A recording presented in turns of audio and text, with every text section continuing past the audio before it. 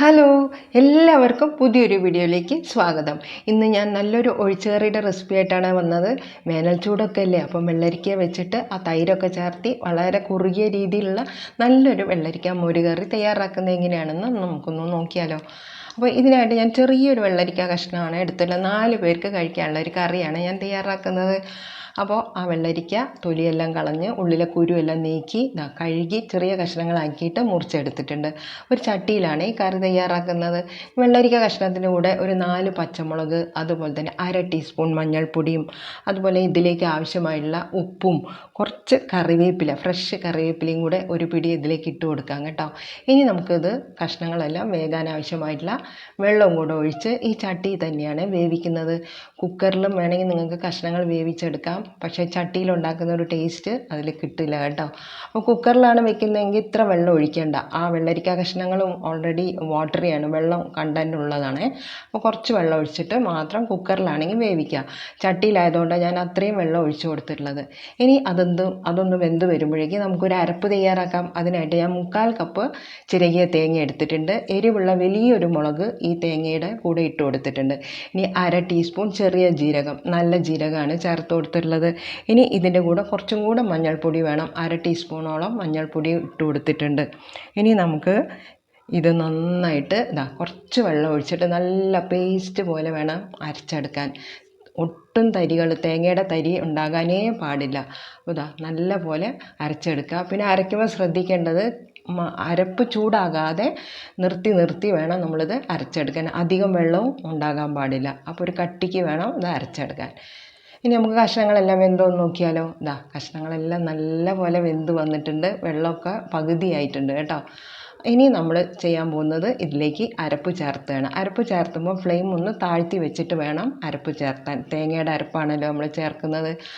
അപ്പോൾ ഇത് പിരിഞ്ഞു പോകാതെയൊക്കെ ഇരിക്കാൻ വേണ്ടിയിട്ട് ഫ്ലെയിം ഒന്ന് താഴ്ത്തി വെച്ചിട്ട് നമുക്ക് ആ അരപ്പ് അതിലേക്ക് ചേർത്ത് കൊടുക്കാം. ഇനി ആ മിക്സിയുടെ ചെറിയ ബൗൾ കഴുകിയ വെള്ളം കൂടെ ഞാൻ അതിലേക്ക് കുറച്ച് വെള്ളം കൂടെ ഒഴിച്ചു കൊടുത്തിട്ടുണ്ട്. ഇനി ഇത് നന്നായിട്ടൊന്ന് ഇളക്കി കൊടുക്കുക. ഇളക്കിയ ശേഷം ആ ചെറിയ തീയിൽ വെച്ച് വേണം ഈ തേങ്ങയുടെ അരപ്പൊന്ന് തിളപ്പിച്ചെടുക്കാൻ. നന്നായിട്ട് തിളച്ച് വരികയും വേണം കേട്ടോ. അപ്പോൾ പെട്ടെന്ന് ഇത് ഹൈ ഫ്ലെയിം വെച്ചിട്ട് തേങ്ങയുടെ അരപ്പ് തിളപ്പിക്കാൻ പാടില്ല. അപ്പോൾ ലോ ഫ്ലെയിമിലിട്ടിട്ട് ഇളക്കി കൊടുത്തുകൊണ്ട് നമുക്ക് ഇതൊന്ന് തിളപ്പിച്ചെടുക്കാം.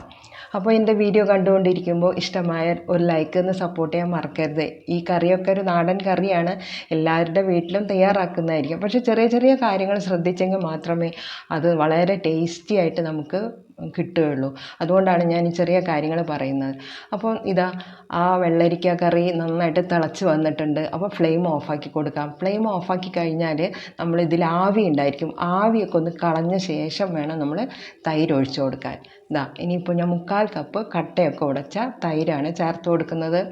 അതുകൂടെ ഒഴിച്ചു കൊടുത്ത് നല്ല പോലെ ഒന്ന് ഇളക്കി കൊടുക്കാം.